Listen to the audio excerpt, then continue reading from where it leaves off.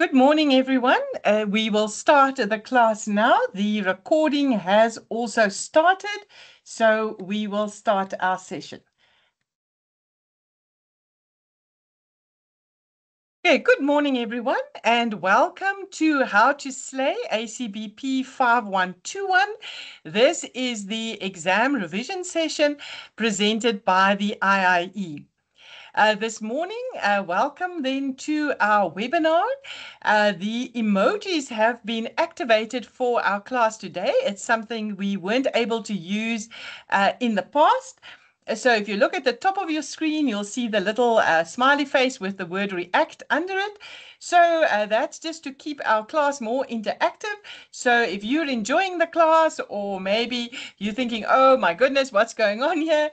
Please react with the emojis. Then we just know at least that everyone is keeping up with our session. The chats are available, so please use those chats to post all of your questions so that you can use the chat function. And then also, please just remember to sign our attendance register.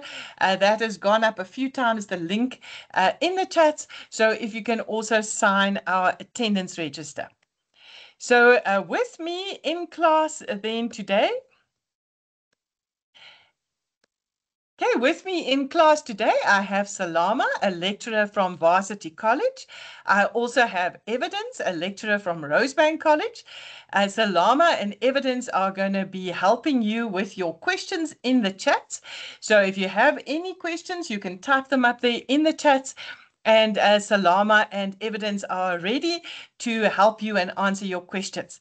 They're also going to jump in during my presentation, and they're going to add their perspective to the different slides, and they are also going to add their wisdom to our session this morning. So thank you very much to Salama and Evidence. Then from the IIE side, with us this morning, we've got Bomkazi. She is one of the heads of program in the IIE Faculty of Finance and Accounting. And then also from the IIE side, there's myself, Ina Frost, and I will be your presenter today. And I'm also one of the heads of program at the IIE. Okay, so this session then today, the aim is now to get you ready for our exam later in this week. Remember again, our exam runs for 3 hours, so it's 180 minutes. The paper will be for 150 marks. It covers all your learning units in your Accounting 1A textbook, and of course, it is a closed book assessment. Some of you might have joined us previously for our previous 2 revision sessions. Those recordings are still available to you. Each brand, because remember our session this morning is for all the different brands of the IIE. So each brand has uploaded these recordings to different platforms. So if you haven't watched our recordings previously and you don't know where to find them, please just check in with your lecturer. They will tell you where you can find the recordings for those previous sessions, so that you can also again use the revision we did in those sessions. Today's session is also being recorded. So if you need to step away at a certain time or your Wi-Fi gives you problems, just remember we are recording the session as we speak. And this recording will once again be shared with your brands, and they will then upload it for you. Also, if you just want to go and check something again later, we are recording the sessions.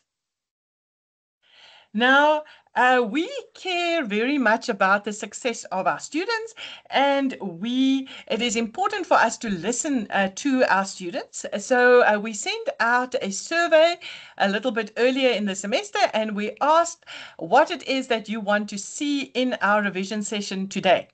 And first off, I just want to say thank you very much to all the students who took the time and gave us feedback. And we will be sending out these surveys again in the second semester, because it is important for us that these revision sessions must be hitting the mark, and they must be giving the support that you need to do your very best to slay this, this module. So students told us that in today's session, they wanted us to recap learning units 1 through to 9, and they would also love us to include some past papers. So you will then see that our session this morning involves all 9 the learning units, and I've used last year's past exam paper question to give us some structure when we talk about each of the learning units. So the question is always, what does it take to slay ACBP 5121? And this is not just true for Accounting 1A, but this is also true for next semester, for your Accounting 1B semester. So the first thing is, of course, it lies around preparation. So everything that you do throughout the semester, and that can be put into 3 categories. So first and foremost, it is important that you must be attending your class sessions with your lecturer. So you must make sure that you are in class as much as you can be. Then you have to work consistently at home. So that is also key if you want to slay Accounting 1A and 1B. And then, of course, there's sessions like this one this morning. That's the kind of the cherry on the cupcake. And that's just to kind of give you that last little bit of finesse to get you ready for your exam or for any of your assessments. So in class, your lecturer is going to provide you with a series of tools, and that series of tools then will help you to answer any type of question that may come up in the assessment. Remember, the thing with Accounting 1A, 1B, there are no shortcuts. Okay, so please just remember that there are no shortcuts. You need to be consistently doing the work if you want to be successful. So there is, as we said, there's the preparation side of it, but then there's also things that you can do when you're actually in the exam. When you're actually sitting there later this week and you have those 3 hours, there are certainly certain things that you can then do that will also increase your chance of doing your best in this module. So it's really twofold. It is about what you do before you walk into the exam venue, and then what do you do when you're in the exam venue. This is just our little disclaimer that we just need to add into the slide here, just to say that it is a collaboration of going to class, doing your work, and then sessions like today. Okay, so what is it that you can expect of our session today, and what are we hoping to impart, and what should you be taking away from this session? So by the end of our revision session, we hope that you will understand the importance of managing your time, and that you will have the skills to manage your time in the exam, that you will know the importance of reading your required with understanding, so that you don't end up answering the wrong question or missing out important information. And in there, we're going to talk about identifying the inventory system that's used in the question, identifying the correct markup or gross margin that's being used, and making sure you have got your VAT calculations and that you know what you need to do with each amount. We're also going to talk about the importance of showing us all your workings, and lastly, the importance of knowing your theory. So by the end of this session, those are the skills and techniques that we hope you would have mastered. Okay, so we're going to jump right in then with learning unit number 9. So as we said, you asked us to cover learning units 1 through to 9. I'm going to do it a little bit backwards. I'm going to start with learning units 9, 8, and 7, because those are our newer learning units. but I will also work through the older learning units 1 to 6 as we progress through our session today.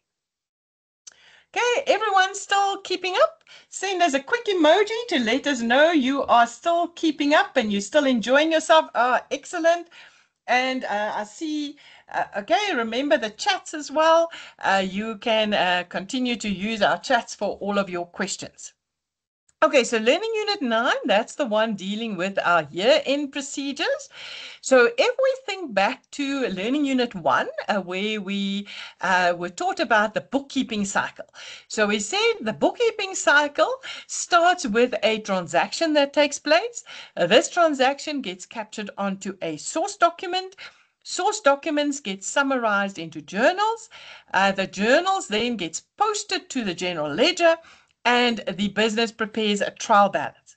This cycle we repeat 12 times throughout the financial year. And then at the end of the 12th month, that is then where Learning Unit 9 takes place. So Learning Unit 9, the year-end procedures takes place now with the trial balance at the end of month number 12. So for each of our learning units, we have these outcomes. And remember, these outcomes are the topics and the things that we want you to understand when you are done with this particular learning unit. And these are the kinds of things that we can test you on in an assessment. And I always recommend that you read or go through these outcomes and just say to yourself, would I be able to answer a question based on each of these outcomes? These are available to you in the module outline for our Accounting 1A, and a module outline you can find under the student material tile in your intranet space. Okay, so last year, in the exam, this was what the Learning Unit 9 question looked like. And this is a very typical format for a Learning Unit 9 question. So typically in a Learning Unit 9 question, we are going to provide you with a trial balance. And remember, this is now trial balance number 12. This is now after we've recorded all the transactions throughout the financial year. And this is now that final trial balance at the end of the financial year. And then, of course, we are going to give you the required with the questions. What do we want you now to do with this trial balance? Now, the first thing, and this is our exam tip number 1, and this is now all about managing your time. And this is such an important skill that it will help you in the exam. So we said our exam paper is 180 minutes, so 3 hours, and it's for 150 marks. So it means you have got approximately 1.2 minutes to earn a mark in this exam. So the minute you start an exam question like this question number 5, you're going to quickly just calculate for yourself, how much time am I allowed to spend on this question? So for this question, you can spend 42 minutes. And you have to be very disciplined with yourself in the exam that you do not spend more than 42 minutes on the particular question. Because if you start overrunning your time on your first questions, then towards the end of your exam paper, you are going to have to start rushing, or worst case scenario, you even going to end up leaving out questions. And of course, both of those will have a very negative impact on your marks. So it's very important that if a question, if you can only use X amount of time for a particular question, you do not overrun that time. Right at the end of the paper, if you see, okay, hang on, I've got some more time now, then you can circle back and you can come back to questions and try and see if you can perfect them. But initially, be very strict with yourself and do not spend more than the time than what the marks are actually worth in the exam. Then the next thing, and they actually nearly go hand in hand. So tip number 1 and tip number 2 goes hand in hand, because on the one side, you have to manage your time. And the best way of managing your time is to read your required first. Because in the required, we will tell you what we want you to do with the information. And so as soon as you can see, right, this is what they want me to do with the information. Then when you go back and you actually look at the information that we gave you, you're now actually looking at it with the right perspective, because now you say, okay, they want me to use this information to prepare the post-closing trial balance. So immediately I'm looking for certain bits of information in the question. And it's also really key that you must read your required with understanding. You must be 100% sure, and I'll show it to you in other of the slides this morning. You must be 100% sure what it is we actually asking you to do. So rather spend a little bit more time reading your required and making sure you understand it before you jump straight into the question. Because remember again, we're only going to give you enough time and enough marks to do what we're asking for. So if you do other things, then that's going to be wasting some of your very precious time. Okay, so in this 2024 exam paper then, the first two questions were theory questions. So the first one asked the student to define income and expenses. And again, here is where I said, make sure you read your question properly, because next to it, we said, give the formal IFRS definition. So please make sure you read your full required sentence. So read up to the full stop. Because some students would just read the first half and they'll say, oh, okay, I can do that. And then they will give us definitions in their own words. But in this particular question, we specifically said we want your proper IFRS definition as the one you find in your textbook in section 2.2.2. So make sure you see clearly when it comes to theory. Are we saying explain in your own words? Or are we looking for something very specific in your textbook? So particularly around the definitions, make sure that you know your definitions as they are worded in your textbook. The next question asked us the two profits that gets calculated at year end and which are the two accounts in which they are calculated. So here, this comes from your textbook section 9.1, and they're asking you for the gross and net profits, which we calculate in the trading account and profit and loss account. And we will look again at those calculations in the next part of our presentation. But the big question, the 23-mark question that came out of the paper last year was they asked students to prepare the post-closing trial balance. And if we look again at our learning unit outcomes for learning unit number 9, we see there outcome number 8 says you must be able to do a post-closing trial balance. So this was definitely an expectation we had for this learning unit. So what is a post-closing trial balance? So first of all, it is a trial balance. So with other words, we need a debit column and a credit column. It's a trial balance. Into the post-closing trial balance, we put the capital balance. We put all of our assets and all of the liabilities of the business. And as with any trial balance, when we add up all the debit amounts, it must be equaled to the total of all the credit amounts. Remember, that's a key thing about a trial balance, that your total debits must equal your total credits. But in this question, the little trick around the question was how to get to the capital number. Because the assets and the liabilities, they were easy. They were just copied from the trial balance that's given to us in the question. But the big thing was, how do we calculate that capital number?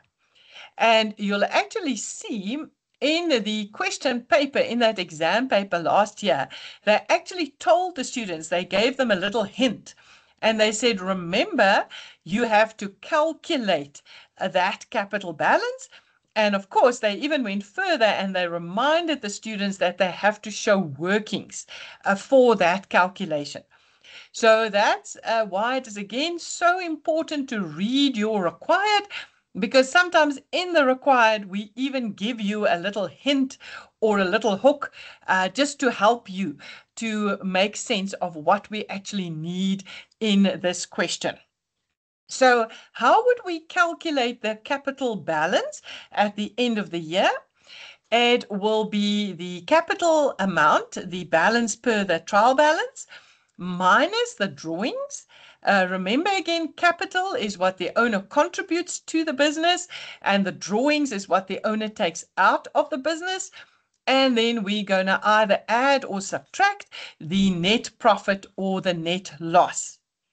Net profit or loss again, that one we also have to calculate. And how are we going to calculate that? That's going to be your income accounts minus your expenses.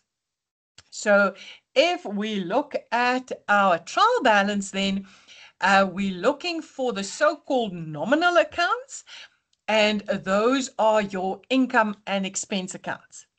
And remember, very importantly, if you are required to calculate anything, you must be showing your workings in the exam paper. And that is our very important tip number 3 this morning.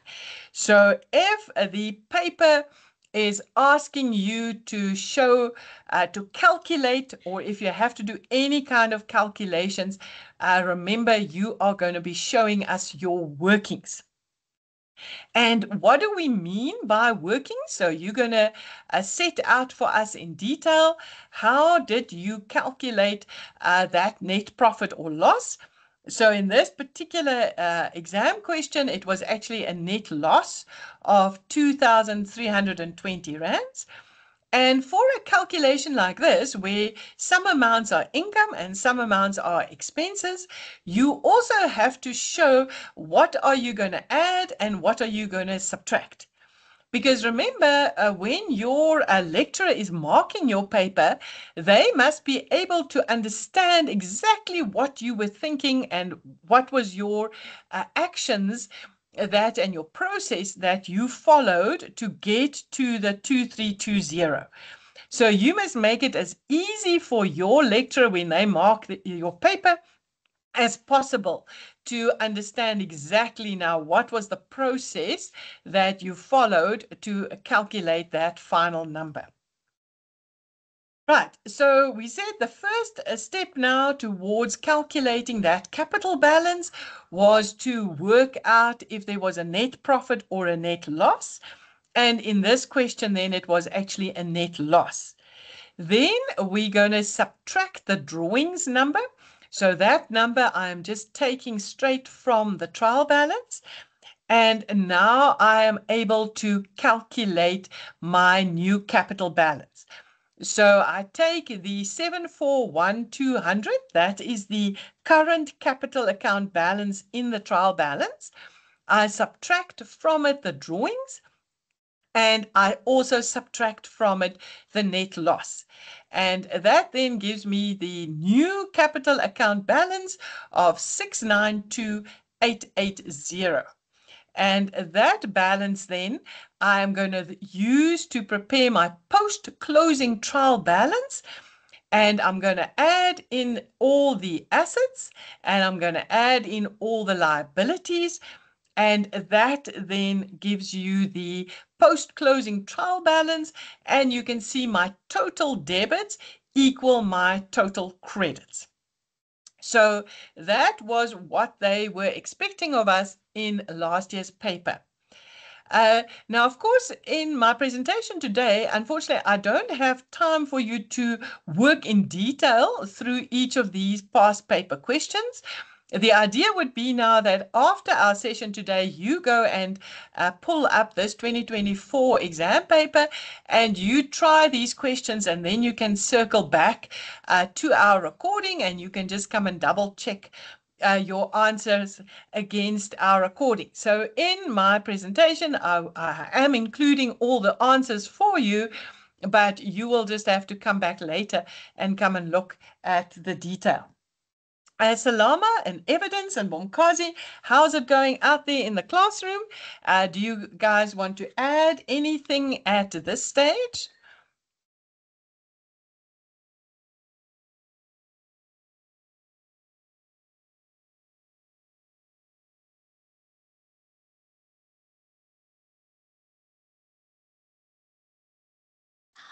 Um, Hi, Ina. Maybe what I could share with the students, very important here is um, I always just try to let them remember, formulas and how to calculate the net profit or the gross profit. And during their reading time, they could just maybe also jot that down on the question paper, to get to the gross profit, your net sales minus your cost of sales. How am I going to calculate my net profit, my gross profit plus my other income minus the total expenses? And in the example that was provided in the past paper today here online, um, the total expenses exceeded the total um, income. That is why the business made a loss. But they should also remember that when the income exceeds the expenses, then the business will make a net profit. And then to get to the final owner's equity or the final capital balance, they just need to remember to take the opening balance and to add the net profit or subtract the net loss, and then most importantly to subtract drawings, which was covered also in Learning Unit 2, how to calculate the owner's equity. Great, Salama. Thanks for that. I'll also remind the students of those calculations a little bit later in some of the slides, but thank you for just reminding them about that now as well. Okay, so the next thing that you can see here from the outcomes that they could possibly test us on is, can we do the general journal entries for the closing transfers? And if you want to go and practice a past paper where you have to do general journal entries, then you can go and have a look at the 2023 exam. In this question, in this paper for 25 marks, students were asked to do the general journal entries. Now, again, I want to just show you the importance of reading your required. Remember, that was our tip number 2, is to make sure that you read everything that's in that required section. Because the first thing is, yes, they're asking us for general journal entries, so that is important. The second important bit of information is they are saying here that you don't need to do the entries for the capital account. So remember again, we said earlier that if it's not required, we're not going to give you marks for it and we're not going to give you time for it. So it is important that you need to check for things like that, because otherwise now if you're now going to process those entries, it's just going to eat up some of your valuable time. And then the next instruction they gave us under required was that you also don't have to give journal narrations. So again, that would be something else that we're not going to give you marks for, and we're not going to give you the time to do that.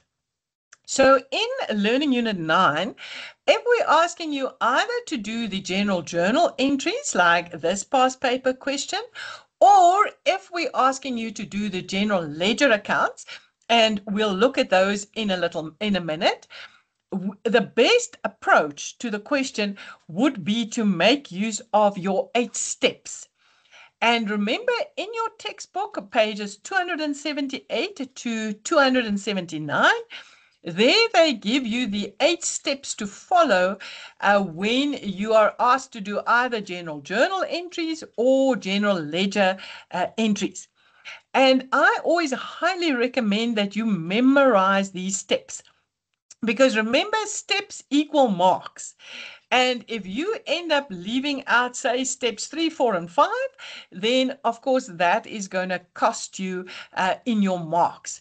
So for this learning unit, I would recommend that you memorize these 8 steps and then structure your answer around the 8 steps so that you can be sure that you are optimizing all your marks for a question like this.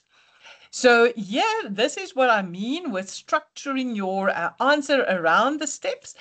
So here I have shown you now how you would do your general journal entries to match each of those 8 steps. So step number 1 says you're going to take sales returns and close it off against sales. Just a reminder again, you won't be able to copy down or follow all the detail now in the presentation. You will have to circle back later today to this exam question, and then you can match up all the amounts nicely to the actual original exam paper. So step number 1, close of sales, returns against sales. Step number 2, take your new sales amount to the trading account. Step number 3, close off your cost of sales to the trading account. And step number 4, and this is where it's now joining up with what Salama was reminding us of earlier, is to calculate your gross profit. How do we calculate gross profit? It is the new sales amount minus cost of sales. So that is your first 4 steps. Then your second steps, 5 and 6, says now add in all your other income to the profit and loss account, add your other expenses to the profit and loss account. Step number 7 said that we need to take the profit or loss to the capital account. And step number 8 was a closing of your drawings. But remember again, in this particular question, they kind of in that area that's highlighted in purple, they kind of telling us don't do steps 7 and 8. For this particular question, we're not asking you to do steps 7 and 8. So in this particular question, they only want the general journal entries for those first 6 steps. And now in Learning Unit 9, they're asking us to do general journal entries. And it's important now that you must remember what we showed you in Learning Unit 5 when we showed you how to do a general journal entry. Because the same principles still apply here in Learning Unit 9 when you are asked to do a general journal entry. And we will, a little bit later today, again, just go through general journal entries in a bit more detail. But just as a quick reminder now, if we ask you to do a general journal entry, remember you're always going to start with which general ledger account or accounts will be debited, which general ledger account or accounts must be credited. Remember, a general journal entry is a double entry, so it means your total debit amounts must equal the total credit amounts. And then there's the narration that has to be added, unless, of course, the question tells you specifically to leave it out, as was the case here with this question. So that's another thing that we could ask you out of Learning Unit 9, is to do the general journal entries. But another a possible question out of Learning Unit 9 is to prepare the so-called final accounts. And what do we mean by final accounts? We are referring here to your trading account and your profit and loss account. So those are the 2 accounts that we refer to as final accounts. So what you could do, for example, for yourself, is you can take a past paper exam question and then add additional questions to that paper based on the outcomes. So we can go back to that 2024 exam paper and we can add on to it and we can say, okay, hang on, for this same trial balance, the examiner could have asked me, prepare the trading account, or they could have asked me, prepare the profit and loss account. Or you can even add those general journal entries to this question as well. And in that way, you're making sure that you are practicing all the different types of questions that we can possibly ask you from the learning unit.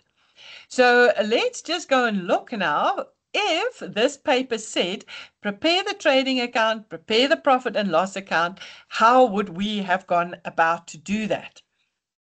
So remember, these two accounts are our two final accounts, and they are specifically looking at your income and expense accounts. So with other words, we're talking nominal accounts. We are talking about your income and expense accounts. And if you are still a little bit unsure, which accounts again exactly are income and expense accounts, then please go back to your page 53 of your textbook. I think in each one of our 3 revision classes, I've mentioned this page.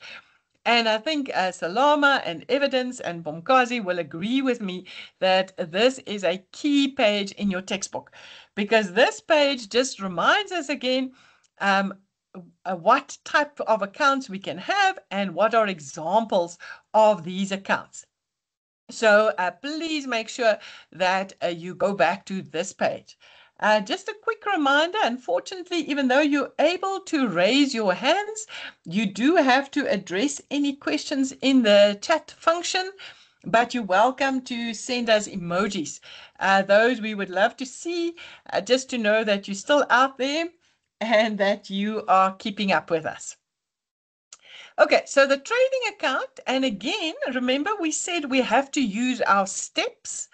So in the trading account, we deal with our first 4 steps. So in the trading account, we're going to have our sales. And you see, I wrote there in little red letters, we're looking for the sales number minus sales returns. We're going to have step 2 in here, the cost of sales.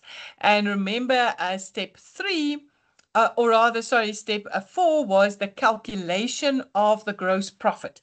And the gross profit is that block in green that I've got on my slide. And here is that calculation that Salama was mentioning earlier when she said to calculate the gross profit, it is sales minus sales returns minus cost of sales. And in this particular question, there were no sales returns. So we didn't have a sales returns account for this particular question. So that is how you're going to calculate your gross profit. And of course, remember the all-important showing of your workings. Now, once we've completed the trading account, then we can go back to our trial balance and we can actually cross out sales and cost of sales. Because once you have now completed your trading account, the balance of your sales, cost of sales, and sales returns will now be 0. So we can actually now just take them off our trial balance. Then let's see now how to prepare that profit and loss account. So there we're going to now use steps 5, 6, and 7. So we start the profit and loss account with the gross profit that we calculated in the trading account. Then we add on the credit side to that gross profit all your other income. And on the debit side, that's where we are going to include all your other expenses. And then once we have the gross profit, the other income, the other expenses, we have to calculate the net profit or the net loss. So in this particular exam question, then we had a net loss. And of course, we're going to be showing our workings. And also just a reminder, and this as Salama also touched on, is if the question had a net profit, with other words, your income was greater than your expenses, then that capital entry would be on the debit side of the profit or loss account. But in our instance, in this particular question, we had a net loss, meaning your expenses were greater than your income. And for that reason, that capital entry is sitting on the credit side. What does that capital entry mean again? Remember, in first year accounting, we deal with a sole trader, which means one individual running a business. And so because there's only this one owner of the business, the owner takes all the profits that's made in the business, but in cases like this, where there was a loss, the owner also has to absorb that loss that is made by the business. So now, once you've prepared your profit and loss account and you look back at that trial balance, now you will see all your income and expense account balances are now zero. And that's exactly what we wanted to achieve with these year-end procedures. And that was to get all our nominal account balances to be zero. And now, after doing the trading account and the profit and loss account, that is now exactly the scenario. And so now, if we go back to our post-closing trial balance, now it will make more sense to you why there are no income or expense accounts in this trial balance. Because all the income and expense accounts have now really been consolidated into that one number. So they're kind of still here, but they're now just part of the capital number, because all the accounts in the general ledger, so if we just go back here, all your income and expense accounts in your general ledger, they now all have zero balances. So just then in a summary, so we start with our trading account. Our trading account includes sales, sales returns, and cost of sales. And that will give you your gross profit. We take the gross profit from the trading account and we put it into the profit and loss account. We then add to the gross profit your other income and your other expenses. That then will result in either a net profit or a net loss. And that profit or loss is then given to the owner of the business, and we take it to the capital account. This slide is just a quick summary for you of the types of questions that can come out of this learning unit. And I've tried to reference them to different questions in your textbook. So if you still need more revision on Learning Unit 9, then please go and have a look at these textbook questions. Panel, how is it going out there in the classroom? Is there any questions from our students that you just want to address here in this forum? Or is there anything from your side that you would just like to add for our students? Evidence, maybe we can start with you this time around. Is there anything you'd like to add for our students? No, there isn't really much that I want to add, but there's a student that asked for you to please go back to the previous slide. And I would say, yeah, the part of the calculations, like we cannot emphasize that enough. You always need to show your calculations.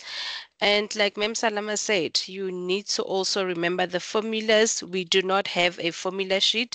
Someone asked that question. We don't have a formula sheet. So you actually do need to know all the formulas by head and all the different steps. Yeah, I think that is all. Hi, Ina. I think she wants the other slide, the one after this. No,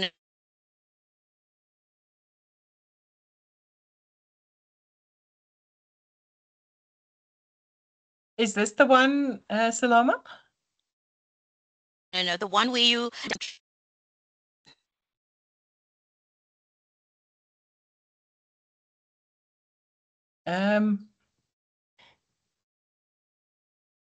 Okay, maybe while we try and get to the right slide, Salama and Bomkazi, anything from your side that you would just like to add or remind our students of?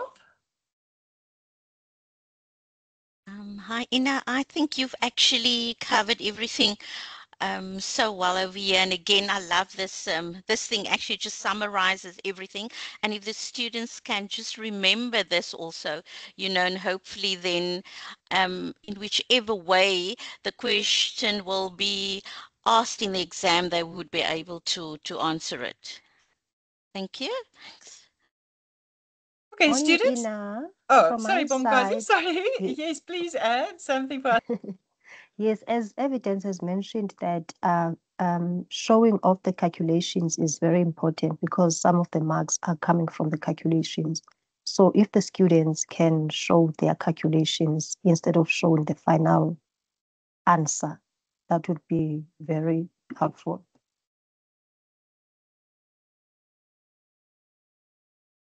Thank you, panel, for all your inputs there. So yes, students, please remember to show us those workings. That is really such a key exam tip, and that will really help your marker as well to understand how did you get to your numbers. We're going to take a short break now before we move over to learning unit number 8. Just from a perspective of time, if we can only just take a 5-minute break this time around, I'll make the break a little bit longer later. Just a 5-minute leg stretch. I see it's now 9:52, so if we can please start again at 9:57, then we're going to jump in with learning unit number 8. And please, if you haven't signed our register today, if you can please do so, and I'll see you back in the classroom at 9:58.